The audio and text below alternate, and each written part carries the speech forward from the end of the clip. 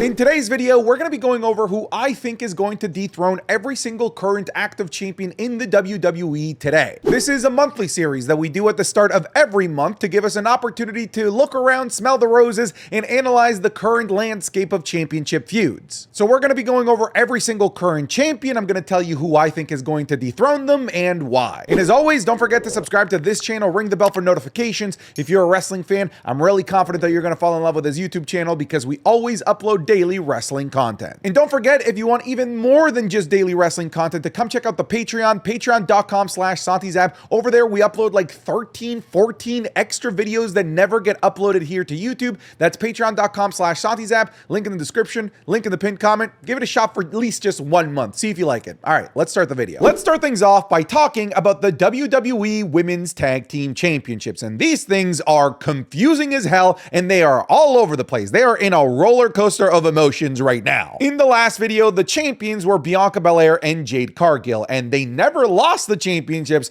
but technically these aren't your tag team champions anymore. Now, in the last video, I had predicted that they would eventually lose the championship to a combination of two of these three: Tiffany Stratton, Nia Jax, and Candice LeRae. Funny enough, it ended up kind of going towards this direction because we had a combination of these two in Nia Jax and Candice LeRae actually get World Tag Team Championship opportunity. However, they ended up losing the match, but they didn't end up losing the match to the tag team champions that we had already listed, because the current and I guess new tag team champions are Bianca Belair and Naomi, because Naomi stepped in because they were about to be forced to vacate the championships because of Jade Cargill's on-screen injury, and then through some sort of, I don't know, favoritism and magic, Nick Aldis just gave the championship more or less to Naomi and allowed these two to be tag team champions. Now, there is a lot still to unpack here because there is still the ever-looming presence of Jade Cargill, somebody that never lost the tag team championships, somebody that if she were watching at home, if I were her,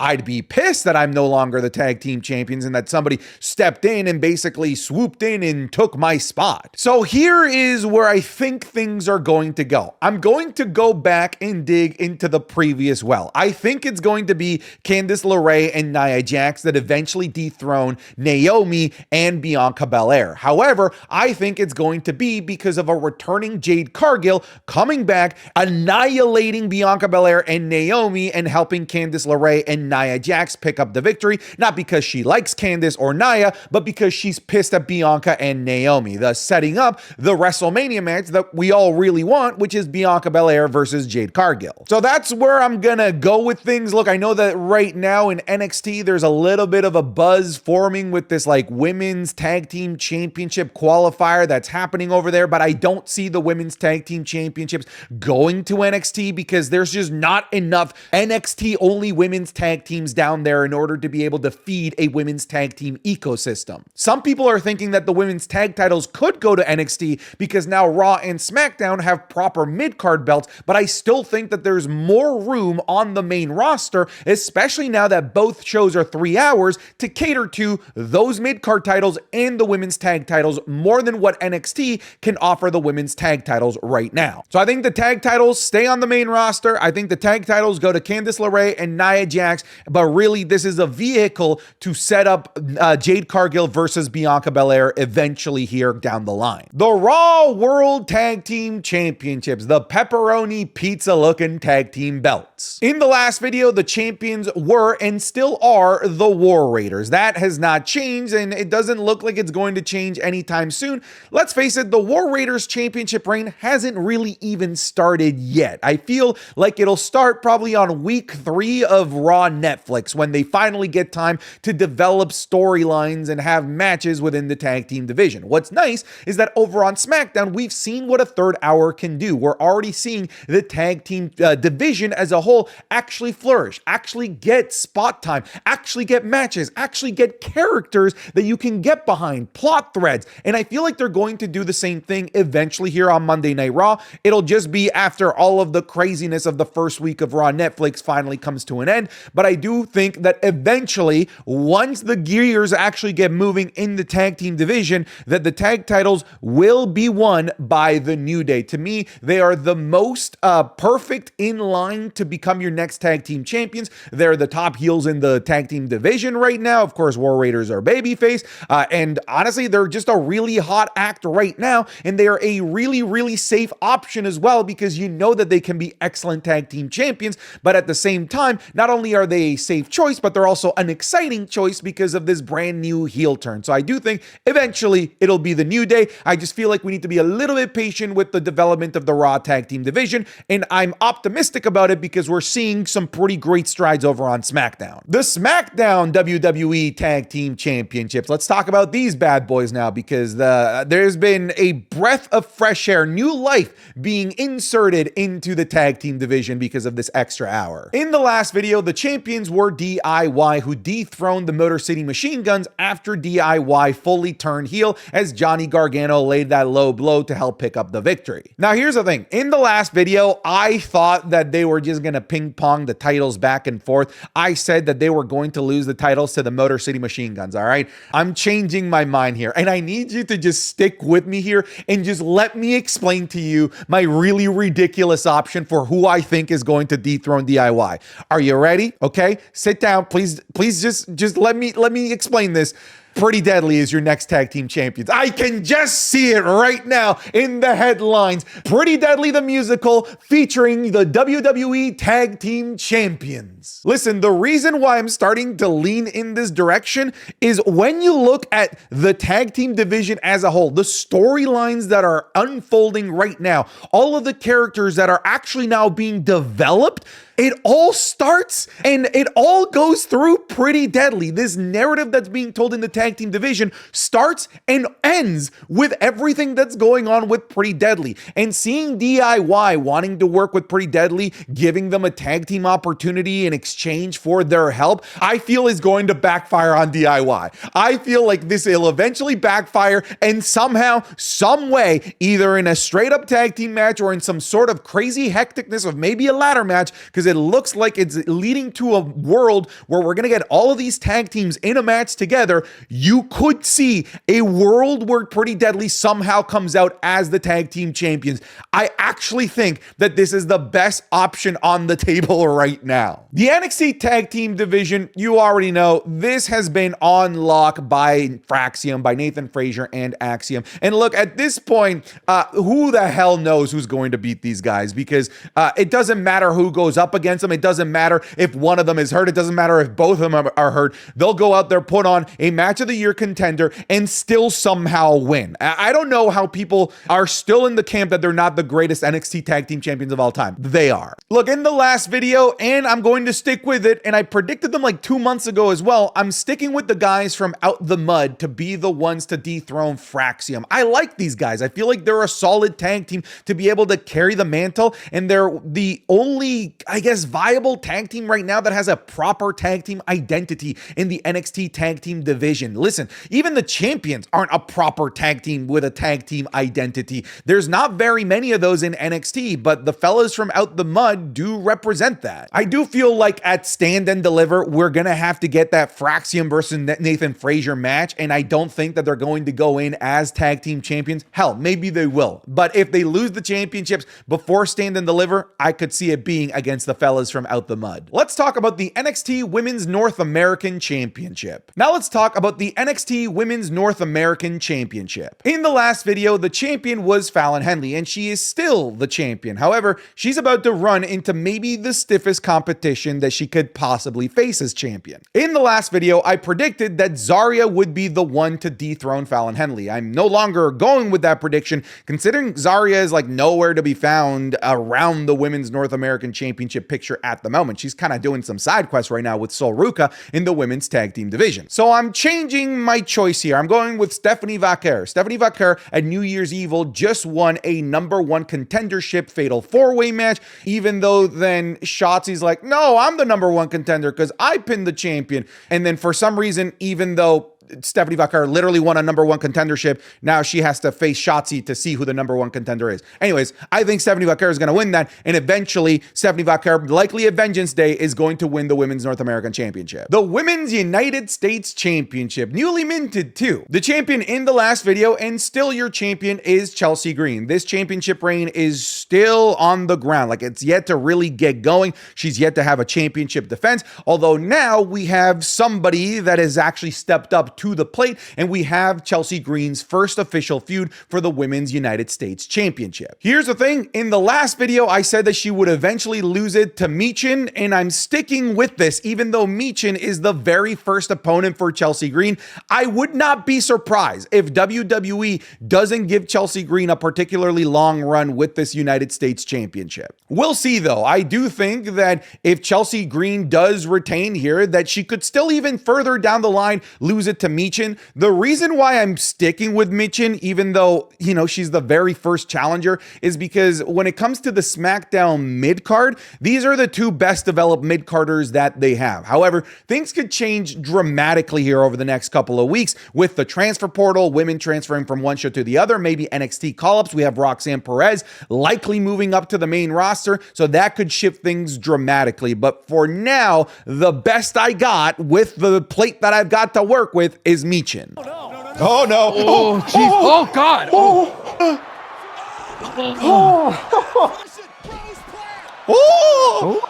Dude, this got That, folks, was a sneak peek of this week's Wrestling is Cool Match Club offerings, available exclusively on patreon.com/SantiZap. This week, we're looking at Jacob Fatu versus Mads Kruger in MLW in a Weapons of Mass Destruction match. The legendary TLC match for the World Tag Team titles at WrestleMania 17. People have been waiting for a long time for that one. The absolute classic that is Io Sky versus Bayley at WrestleMania 40. The Damian Priest versus The Miz zombie match from Backlash 2001. Spoiler, The Miz gets eaten alive. And we're also looking at the classic that is Kenny Omega versus Will Ospreay at AEW Forbidden Door 2023. You're going to be getting all of this, plus the Raw reviews, the SmackDown reviews, the Wrestling is Cool podcast 3 days early, the currently ongoing Undertaker WrestleMania watch-along, and the currently ongoing Royal Rumble watch-along. That is so much more extra content that never gets uploaded here to YouTube because we just simply can't. So go check it out, patreon.com/SantiZap. There's a link in the description or a link in the pinned comment. Come try it out even for just 1 month. I'm confident that you're going to fall in love with the community and with the content. If you're already a patron, thank you so much for your support, but let's get back to the video. The Women's Intercontinental Championship gets awarded next week, so we'll actually know who the new champion is. In the last video, I was pretty certain that the inaugural champion was going to be Dakota Kai. And Dakota Kai, to her credit, has made it all the way to the final since that last video that I made. However, I'm changing my tune here. I really am. I really think that WWE is going to go with Lyra Valkyria. Look, you can't have Lyra Valkyria beat Io Sky twice clean, women's Queen of the Ring tournament and the Women's Intercontinental Championship tournament, and lose both of those finals. I get she lost the Women's Queen of the Ring. She's not going to lose this. She can't lose both finals. She's going to win this, and she's going to be your first ever Women's Intercontinental Champion. I'm shifting my eggs to the basket of Lyra Valkyria. The Men's North American Championship over on NXT. Let's talk about this bad boy now. The current champion is the Don, Tony D'Angelo, and right now Tony D'Angelo is embroiled in a feud with Shawn Spears. Funny enough, before the feud with Shawn Spears started, I predicted that he would lose the NXT Championship to Shawn Spears. However, I think he's going to come out on top of that feud because I do believe that NXT and Shawn Michaels has been fostering and creating a new big bad heel of the mid-card, and they've even had him be a big bad heel of like the semi-main event scene, and that guy's name is Ridge Holland, who I think will eventually emerge as the top contender for the North American Championship and become the next NXT North American champion. The United States Championship, let's talk about this. The current champion is Shinsuke Nakamura. Now, Shinsuke hasn't had a chance to defend this championship. He's been busy in Japan. The holiday season has sort of just prevented him from from being involved in things as well. So he's yet to have his first real proper feud for the United States Championship. So it's kind of difficult to say where things are going to go. Now, in the last video, I said that perhaps AJ Styles, and I really had nothing to go off of. I really just went AJ Styles because I was like, listen, if Nakamura is still champion by the time that AJ Styles comes back, this could be a cool match. This could be a cool way to fix their terrible WrestleMania match from all of those years ago. And this could be a cool send-off story for AJ Styles as well. I'm changing my tune, and partly one of the reasons why I went with AJ Styles is because I thought that LA Knight was entirely out of the picture, because it looked like they were promoting LA Knight to be part of the Monday Night Raw Netflix jump, and I thought that we weren't going to get the continuation of Nakamura versus LA Knight. It looks like we are, and I think that LA Knight could take this championship back, especially at a show like WrestleMania, where they like to do the feel-good moments, where they like generally having baby faces win. Maybe we build up to LA Knight trying to get this championship back from Nakamura at WrestleMania. That's a possibility. Here's the thing. This is the only thing we have to go off of right now. The United States Championship picture doesn't really have anybody of relevance unless your name is LA Knight or Shinsuke Nakamura. We just saw Andrade get beat clean again by Shinsuke Nakamura, so he's out of the picture. There's no one else right now that's even hovering this, so I'm gonna go with LA Knight taking this championship back. The Intercontinental Championship. In the last video, and currently, the champion is Bron Breakker, and I don't think that he's gonna be losing this anytime soon. Now, in the last video, I said that he would eventually lose this to Sheamus, but I'm starting to become less convinced that this is the case. I feel like, if anything, they're gonna have Sheamus beat a more traditional heel in order to become a Grand Slam champion. And for him to beat a traditional heel, I feel like we need to give a traditional heel the belt first. Because Bron Breakker, he's just not a traditional heel. People like him. He's basically a babyface that does some heel things every now and then. So I think that your next Intercontinental champion, and I think this is going to make a lot of people rejoice, I think it's going to be Ludwig Kaiser. Ludwig Kaiser has called a shot for the Intercontinental Championship, and instead of getting Bron Breakker, he's getting Sheamus. It's almost as if they're using Sheamus as a stepping stone for Ludwig Kaiser to go on to face bigger fish in Bron Breakker for the Intercontinental Championship, which could then, down the line, set us up for a rematch between Ludwig Kaiser and Sheamus for that Intercontinental Championship. So I don't know when it's going to happen, because it seems like we're still a little bit removed from that being a possibility at all. I'm going to go with Ludwig Kaiser. We have a brand new NXT Women's Champion, and it's been a long time since we've had one. In the last video, the champion was Roxanne Perez, and in the video before that, it was Roxy, and then the video before that, it was Roxy, and the video before that, it was Roxy, because she's been champion for the majority of the past 12 months. In the last video, I predicted that Julia was going to be the one to eventually dethrone Roxanne Perez, and I had been predicting Julia for a while, and finally, it's happened. At New Year's Evil, your new women's NXT champion is Julia. So then that begs the question, where do things go for Julia? Look, before I tell you who I think is going to dethrone Julia, let me just tell you this. Julia is taking this championship right to NXT Stand and Deliver. If you don't know, Stand and Deliver is basically the Super Bowl, the WrestleMania of NXT. And I firmly believe that the women of NXT are going to main event NXT Stand and Deliver for the first time in its history. And it's deserved. When you look at the last 12 months of NXT, everyone just keeps saying just how insane the women's division is, and they keep stealing the show time after time after time. And it's time that they get the main event of the biggest show of the year. And I know that this is going to seem weird because I had her somewhere else on this list, but I got Stephanie Vaquer. I got Stephanie Vaquer being the next NXT Women's Champion, and I wouldn't be surprised if this is a Keith Lee situation and she's a double champion coming out of Stand and Deliver or something like that. But the big match, the big money match we all know is Stephanie Vaquer versus Julia. Next, we have the WWE Women's World Championship, and look at that, we have another new champion here as well. In the last video, the champion was Liv Morgan, and she is no longer the champion. Now, in the last video, video, I predicted that she would lose the championship to Rhea Ripley, and here we are. Lo and behold, Rhea Ripley is your new Women's World Champion. I feel like this was always the really obvious outcome. WWE wants Rhea Ripley as the top face of the women's division. WWE wants Rhea Ripley going into WrestleMania with the top belt of the women's division. So it's no surprise here that as we start the road to WrestleMania, that Rhea Ripley is your champion. And I don't think that she's going to be losing this thing back to Liv Morgan anytime soon. I feel like she is carrying this thing right through to WrestleMania against most likely whoever wins the Royal Rumble. And I think it's going to be Io Sky who wins the Rumble and perhaps maybe dethrones Rhea Ripley. Like, it's tough to say anyone can definitively be the one to dethrone Rhea Ripley because of just how dominant she is. However, WWE has already teased this. They gave us that stare down that has yet to materialize into anything yet between Rhea Ripley and Io Sky.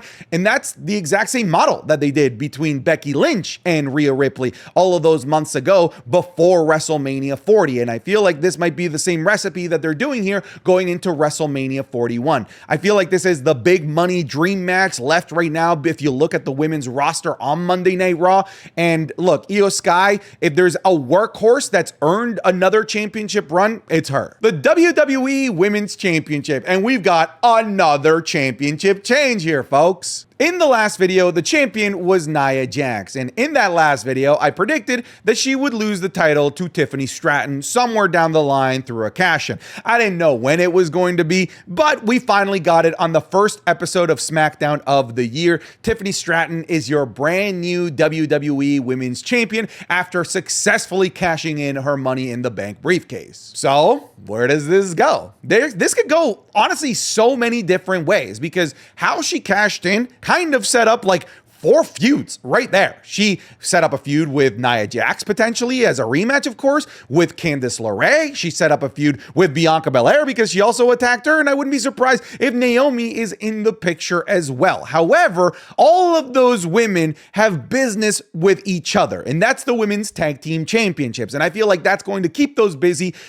It's going to keep those women busy for a while and prevent them from being able to go successfully after Tiffany Stratton's WWE Championship. So we got to go somewhere else, and we got to go to the good old trusty Charlotte Flair.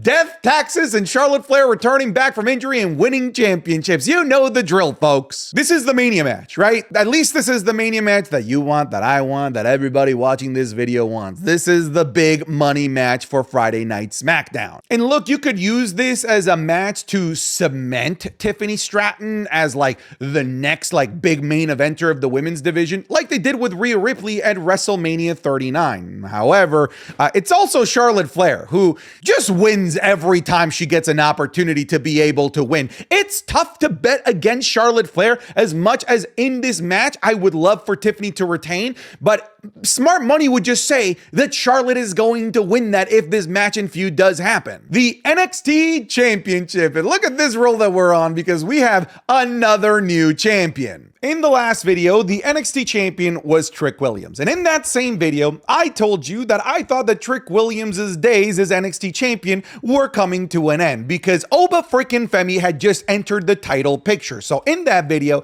I said that eventually Oba Femi was going to dethrone Trick Williams. However, I thought it was going to be a little bit further down the line. Even though Oba Femi had a championship opportunity at New Year's Evil, I thought that because Eddie Thorpe was part of that match and it was a triple threat match, that Trick Williams was likely going to pin Eddie Thorpe, thus protecting Oba Femi, keeping the title on Trick Williams, and saving Trick Williams versus Oba Femi a little bit further down the line. However, they've pulled the trigger on Oba Femi winning way sooner than I was expecting. Maybe Trick Williams is onto the main roster. Maybe he's going to debut at the Royal Rumble. They needed to get the title off of him.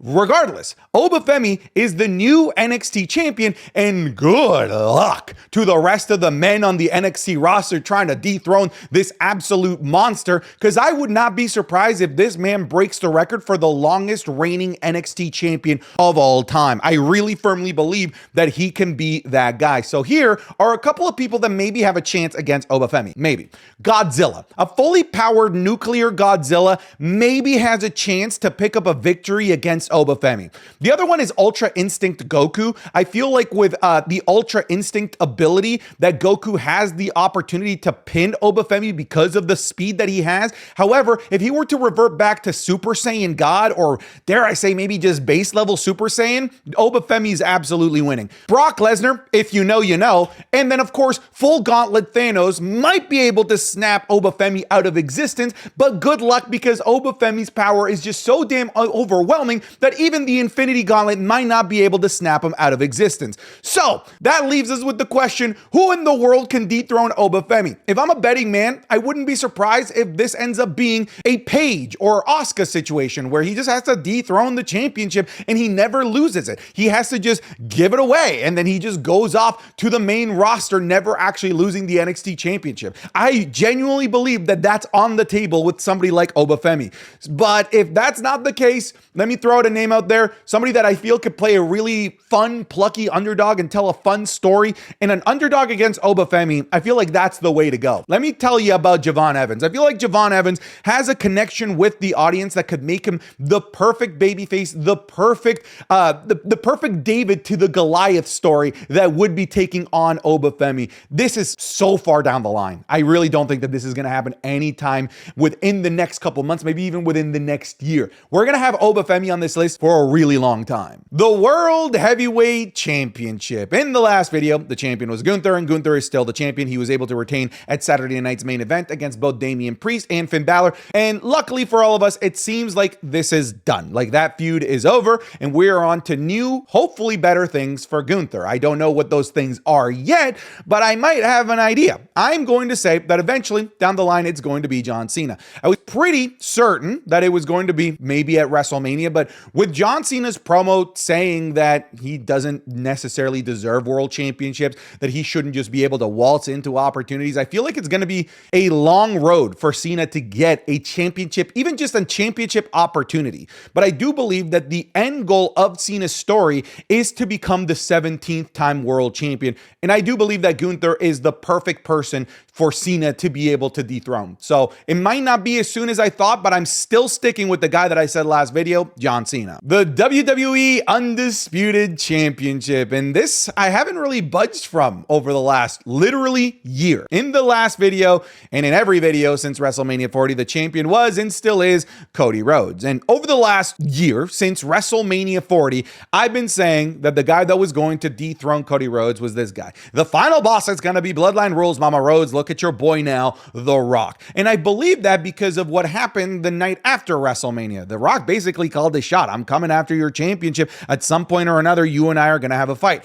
What that did was, of course, create the expectation that The Rock was going to come back for Cody Rhodes at some point, but it also had a negative byproduct that everything that happened between Cody Rhodes and The Rock meant that it was just filler. So those great matches and feuds against the likes of Kevin Owens and AJ Styles and Logan Paul were never feuds that were ever going to materialize into a new champion because we were all waiting for the final boss, The Rock. However, The Rock came back at Raw Netflix, seemingly forgetting that he murdered Cody Rhodes and was shit-talking his mom, and completely threw that out the window. So it's tough to tell whether this current iteration of The Rock that we got is the final boss character that left the night after WrestleMania, that character that still has unresolved problems with Cody Rhodes.